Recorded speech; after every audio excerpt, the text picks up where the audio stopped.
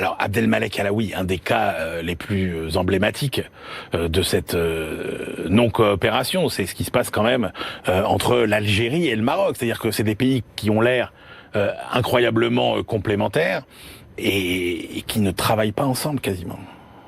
Travaillent pas ensemble parce qu'il y a le poids de l'histoire, le poids des idéologies et puis une mésentente structurelle entre ces deux voisins qui ont emprunté des trajectoires très différentes au lendemain des indépendances.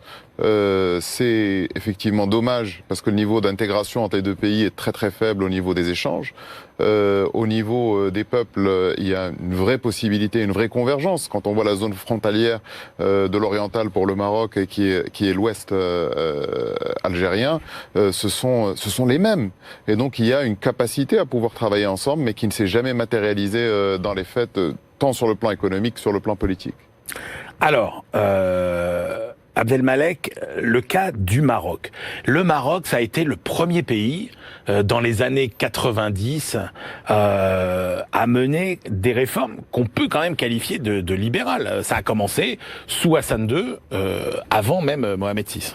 Ça intervient après une période très compliquée pour le Maroc, qui est les programmes d'ajustement structurel du FMI, donc une réduction drastique de la dépense publique, des transferts sociaux, des programmes de privatisation. Mais il y a un signal déclencheur de l'ouverture du Maroc sur le monde, c'est que le GATT va être signé à Marrakech en 1994. Oui, absolument. Donc sur le plan symbolique, le Maroc est petit sur le plan économique, à 35 millions d'habitants, mais c'est une nation qui est un géant sur le plan symbolique et sur le plan notamment du dialogue interreligieux, sur son ouverture sur le monde, sur sa mission commerçante. Donc 94, c'est l'ouverture du Maroc sur le monde. Il y a le démantèlement d'un certain nombre de barrières tarifaires et puis l'engagement du Maroc dans des accords de libre-échange qui font qu'aujourd'hui, le Royaume peut commercer avec 54 pays avec les accords de libre-échange dont il dispose. Est-ce qu'on peut parler d'un modèle marocain ? Je ne sais pas si on peut parler de modèle marocain, mais il y a une singularité marocaine.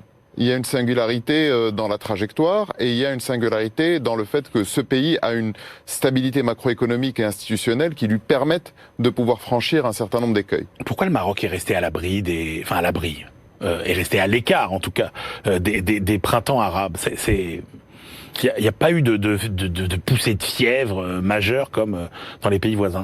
Alors, il y a deux raisons. Il y a une raison qui est conjoncturelle, qui est qu'un certain nombre de réformes anticipatrices ont été entreprises par Mohamed VI dès le début des années 2000. Il y a l'instance équité et réconciliation qui est très importante pour le travail mémoriel sur ce qui s'est passé avant l'avènement au trône de Mohamed VI. Et il y a également un certain nombre de grands chantiers qui ont été lancés. Toute la première période de règne de Mohamed VI était de l'investissement public massif. C'est quoi sa ligne, c'est quoi sa colonne vertébrale philosophique, presque idéologique, j'ai envie de dire, sa vision de l'économie. Parce qu'en fait, il est assez difficile à suivre. Quand vous regardez, effectivement, vous citez les premières années.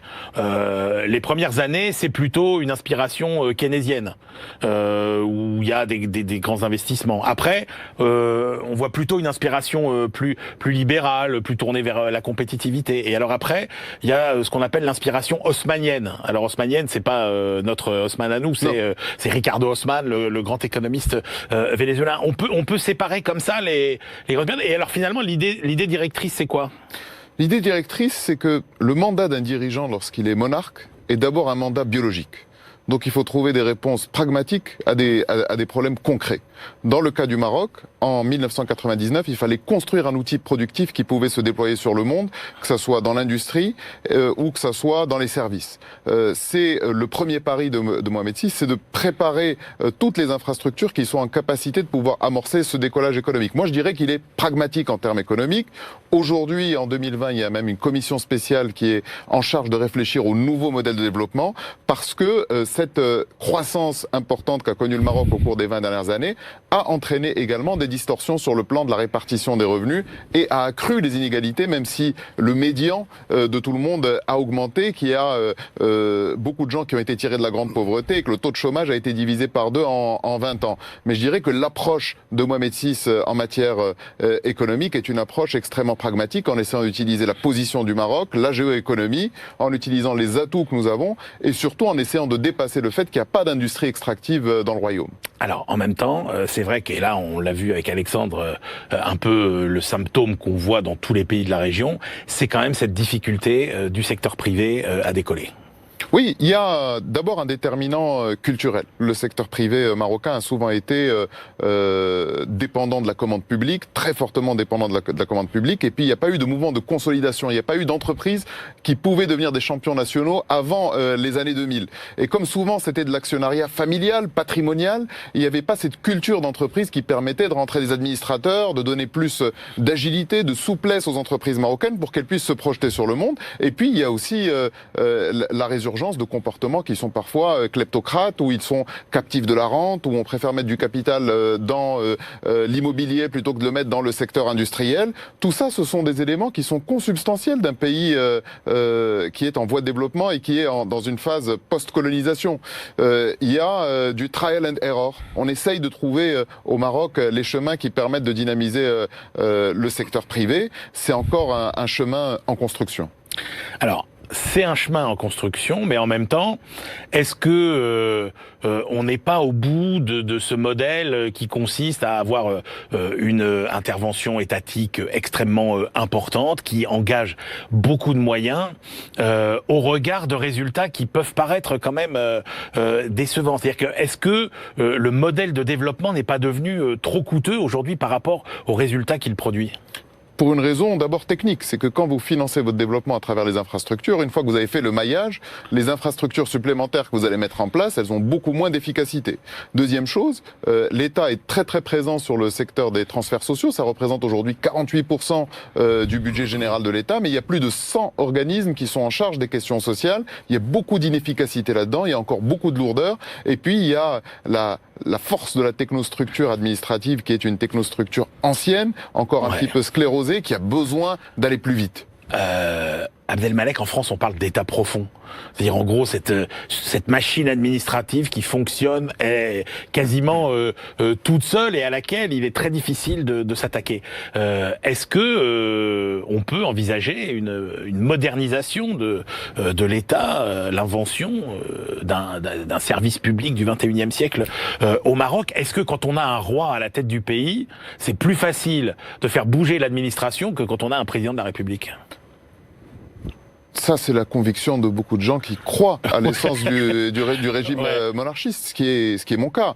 La réalité, c'est qu'on peut faire des projets de très long terme. Quand vous voyez le projet de Tanger Méditerranée, par exemple, en 2004, il a été soumis au souverain marocain et on lui aurait dit que ça ne serait rentable que dans 20 ans. Et donc, il a été décidé de le démarrer tout de suite. Si le leader du pays avait été entravé par le fait qu'il fallait qu'il se représente, qu'il aille aux élections, peut-être que cet investissement n'aurait pas eu lieu. Mais la réalité, c'est que c'est toujours compliqué de faire bouger la technostructure et de faire bouger les administrations lorsqu'elles sont très installées. Parce qu'en plus, elles ont des réflexes de survie, et elles ont des réflexes de création d'autres administrations pour de encore complexité, plus de normes, en de complexité, fiscalité, etc. en normes. Et donc, c'est un chantier qui est un chantier complexe. Je pense qu'il s'y est attaqué lors du premier discours du trône. Il parlait du nouveau concept d'autorité, le roi Mohamed VI. Mais c'est toujours un chantier qui gagnerait à aller plus fort. J'espère que la commission Ben Moussa, qui est en charge du nouveau modèle de développement, s'y attaquera. Justement, cette commission, elle réfléchit à quoi? C'est quoi les pistes de développement de l'économie marocaine? Est-ce que l'industrie, c'est par exemple une voie d'avenir? Est-ce que l'économie de la connaissance, c'est une voie d'avenir? Est-ce que le défi environnemental, c'est une voie d'avenir? Alors, sur l'industrie, le Maroc est déjà devenu le deuxième producteur d'automobiles en Méditerranée. Aujourd'hui, c'est un pays qui s'est très bien installé sur ce secteur. Le Maroc est également très bon dans l'aéronautique et il a prouvé que dans un certain nombre de métiers où il avait encore un avantage coût en matière de main-d'œuvre, ça pouvait être cette espèce de maquiladoras pour l'Europe et que ça permettait de tirer la croissance industrielle. Sur l'économie de la connaissance, il y a un chantier qui est préalable, qui est celui de l'éducation et qui est absolument prioritaire. Et je pense, de ce que j'ai entendu et lu dans la presse sur cette nouvelle commission, que c'est un chantier qui est absolument prioritaire parce que c'est à partir de là que tout se crée. Mais le véritable défi, c'est comment intégrer les jeunes dans le marché du travail, dans un monde qui se complexifie de plus en plus avec la 4e révolution industrielle, qui détruit des emplois chez les cols bleus, chez les cols blancs. Et donc le Maroc, il n'est pas confronté à un set de problèmes qui est différent de ceux que connaissent beaucoup d'autres pays. Comment mieux former les jeunes, comment mieux les intégrer sur le marché du travail pour pouvoir maintenir son système social et pour pouvoir créer plus de valeur ajoutée. Abdelmalek Alaoui, dans ce nouveau modèle de croissance qui se dessine pour la zone en général et pour le Maroc en particulier, quelle est la place des relations avec l'Europe ? Je pense qu'il faut placer les choses à un niveau stratégique. Un échec du sud de la Méditerranée signifierait une zone de turbulence inédite en Europe. Et donc la question aujourd'hui, c'est pas de se dire est-ce que si des emplois vont au sud de la Méditerranée, est-ce que l'Europe va perdre dans son tissu industriel? C'est de se dire comment est-ce qu'on construit cette communauté de destin, parce que l'échec nous est absolument interdit, auquel cas nous pourrions être exposés des deux côtés de la Méditerranée à une crise migratoire sans précédent, à des difficultés économiques, mais également à des réfugiés climatiques et à tout un ensemble de plaies qui pourraient s'abattre sur la région. Donc l'échec nous est interdit. Merci messieurs. Alexandre Kateb, les économies arabes en mouvement chez De Bock Supérieur et Un chemin marocain, ouvrage collectif dirigé par Abdelmalek Alaoui et l'Institut marocain d'intelligence stratégique. Voilà.